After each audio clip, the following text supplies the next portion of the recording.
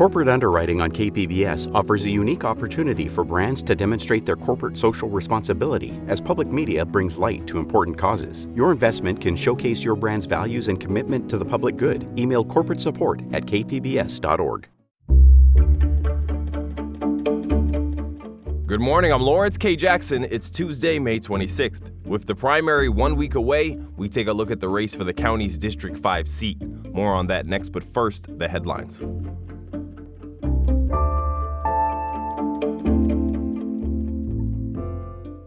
County supervisors last week narrowly approved of a county charter overhaul. The Union Tribune says that it now faces a final procedural vote on June 25th.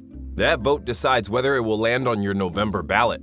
If approved, it would rewrite how our local government functions at the county level. A main component of the charter would allow sitting and future supervisors the ability to serve 3 4-year terms. Currently, supervisors can only serve 2 4-year terms. It would also allow supervisors to hire their own analysts to study and provide reports on things like county programs and finances. Additionally, it would let supervisors have a say on the hiring and firing of county management positions. San Diego County saw a slight decrease in unemployment rates last month. According to data from the state's Employment Development Department, the unemployment rate in the county was 4.1%. A bit lower than March and just slightly below rates seen 1 year ago. The county's unemployment rate is also lower than the state's, which right now sits at 5%. As far as a boost in employment, private education and health services led all sectors. SeaWorld has officially replaced fireworks with drones. Their first show was this past Friday, with nightly shows running through August 9th. SeaWorld says that their Ocean of Dreams drone show features 600 synchronized drones. The 12-minute-long show takes inspiration from marine life and ocean conservation efforts and features sharks, dolphins, sea otters, orcas, and more. SeaWorld Park President Tyler Carter said the park is the first and only California attraction to offer a nightly drone show. From KPBS, you're listening to San Diego News Now. Stay with me for more of the local news you need.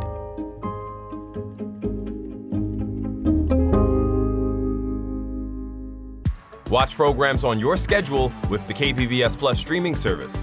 See new episodes of Nature and Nova, latest news from PBS NewsHour and KPBS Evening Edition, local shows like Ken Kramer's About San Diego.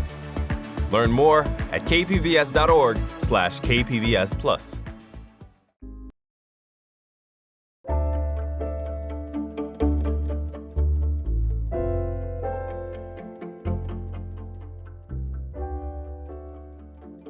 California's primary election is 1 week away, and a race in North County could change the power dynamics at County Board of Supervisors, where Democrats currently have a 3-2 majority. North County reporter Alexander Wen looks at the candidates for the District 5 seat. The San Diego County Board of Supervisors is supposed to be nonpartisan, but party politics have always played a role in the board's decisions. Before 2020, the 5-member board was a conservative stronghold. Democrats took over when Nora Vargas and Tara Lawson-Remer won seats that year. The 2026 election could give Democrats a 4-1 supermajority, further shrinking Republicans' influence in county politics. 2 Democrats, 2 Republicans, and an independent are vying to replace Republican Jim Desmond in District 5. Desmond is termed out and is running for Congress to replace Darrell Issa. The district covers the northernmost expanse of San Diego County, from Oceanside to Ocotillo Wells to the east and Escondido to the south. For Republicans, the 2 candidates are Mayor John Franklin, City of Vista. I'm running for county supervisor in the 5th District. And San Marcos Mayor Rebecca Jones. Jones declined an interview for this story. She's endorsed by Carl DeMaio's Reform California PAC. Franklin is endorsed by Valley Center Republicans.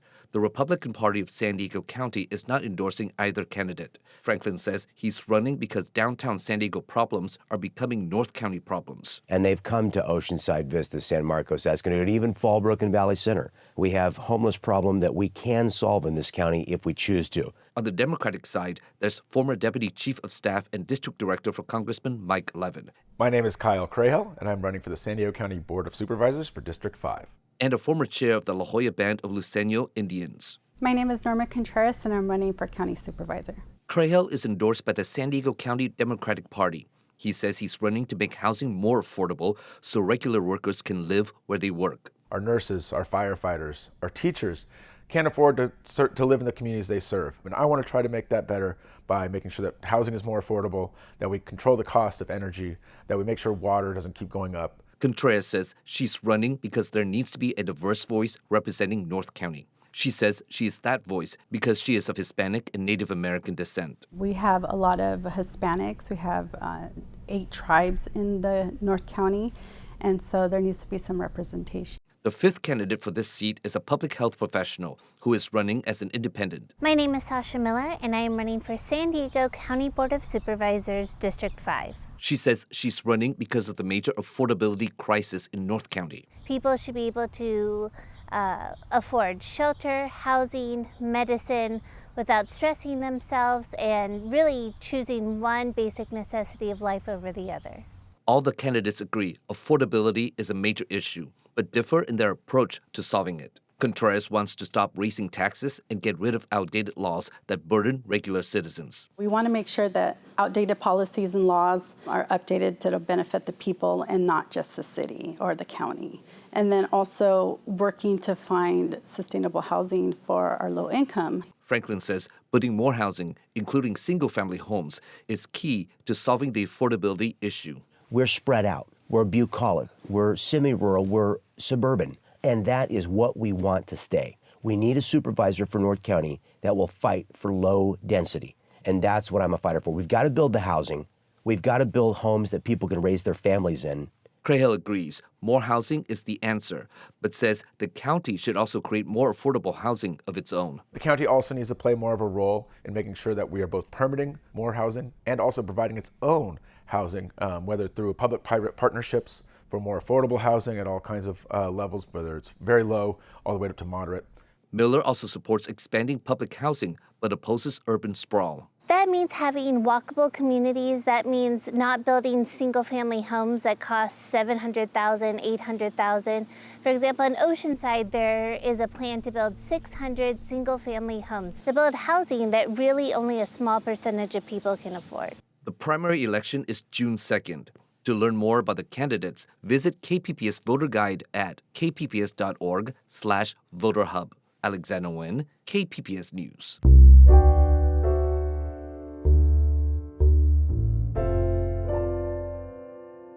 City leaders announced a major deal last week that lowers the trash fee and restores free parking to Balboa Park. It'll have significant political impacts. In this week's Why It Matters segment, Voice of San Diego's Scott Lewis explains how it came together and what it means now.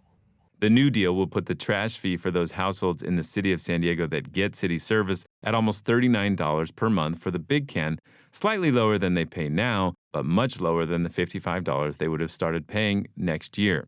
The deal came after San Diego City Council President Joe LaCava met with former Mayor Kevin Faulconer during a trip to Washington, D.C. Faulconer now leads the Lincoln Club, a conservative political organization that was collecting signatures to repeal the fee entirely. After some negotiations, the Lincoln Club insisted on one other prize to secure agreement: repeal paid parking at Balboa Park. Now it has effectively neutralized the two most controversial issues in city politics, the one animating campaigns in the city, most prominently Richard Bailey's in his race for City Council District 2. And it also protects others like Councilmember Raul Campillo. He did not like the fee, but also was reluctant to support repealing it.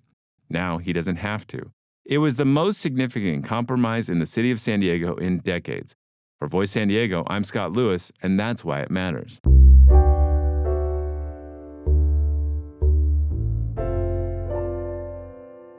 The county's mobile crisis response teams are set to lose state funding. Health reporter Heidi DeMarco says the teams respond to mental health emergencies in schools and communities. Experiencing hallucinations. The county says mental health teams like these have responded to more than 600 calls in San Diego County schools over the last 18 months. Under Governor Gavin Newsom's budget proposal, mobile crisis response would no longer be a mandatory statewide Medi-Cal benefit beginning in 2027.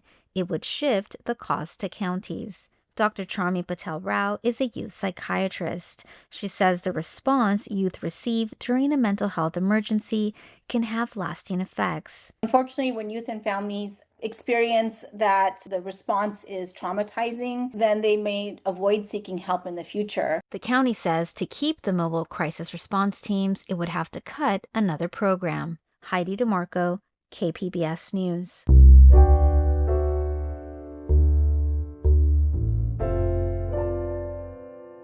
KPBS has been bringing you stories about San Diegans focusing on environmental solutions in their communities. A professor at the University of San Diego is teaching her class about the Tijuana sewage crisis. Environment reporter Tammy Murga spoke with the professor about actions her students are taking. The Tijuana River sewage crisis is a multifaceted problem. Sarah Fetterman teaches conflict resolution at the University of San Diego.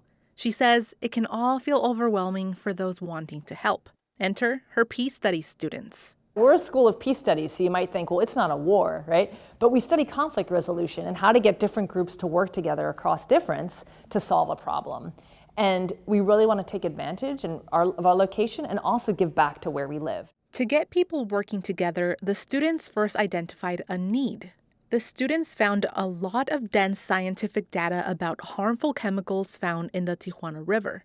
Elise Free is one of the students in the class. She says they wanted to make the studies and data easier for people to understand. Understanding what's in the water and what's in the sediment is one of the first steps we can take to figuring out what actually needs to be done to treat the water and to prevent it from getting worse. The students are developing an index showing where the chemicals come from and the harm they pose to public health. They plan to share their information with businesses releasing those chemicals to help prevent further pollution. Tammy Murga, KPBS News. That's it for the podcast today. As always, you can find more San Diego news online at kpbs.org. I'm Lawrence K. Jackson. Thanks for listening and subscribing. By doing so, you're supporting public media, and I want to thank you for that. Have a great day.